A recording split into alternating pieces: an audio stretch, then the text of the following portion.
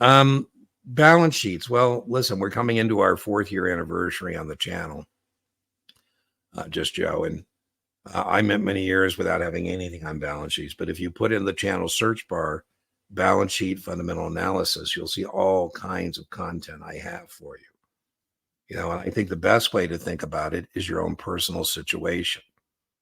And that alone is testable. I say, for me to do a really good job for you over time, I need to know a lot about you. And one thing I might find helpful is to sit down with you and go over your assets, your current assets, your long-term assets, your liabilities, your current liabilities, your long-term liabilities, and establish your net worth. On the share, that's called the classical balance sheet equation.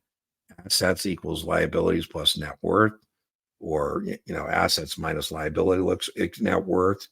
In corporations, we call that shareholder equity, right? So a better understanding is that picture in time, right? So let's talk about you issuing a mortgage, right? That would be the equivalent of a corporation issuing debt, right? So that's not going to affect your net worth because now you have an asset called a house, and now you have a matching liability, right?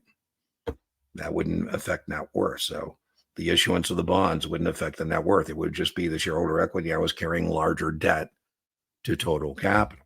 So that's how I would probably go about it, right? Buying equipment. So here we go, Joe. I just bought a $6,000 generator.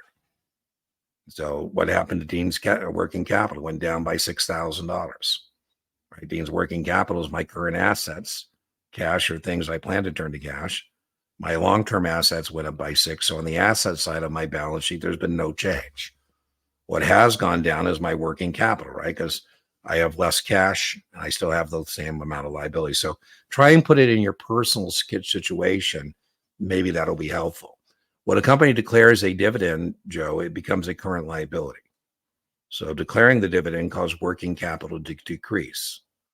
Paying the dividend has no effect because, again, on working capital, I have less of an asset called cash.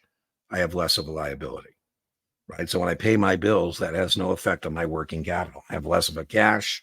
I also have less liability. So that's how I would go about attacking it.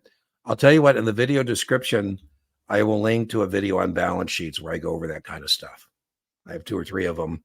I'll link to the one I think that is the best.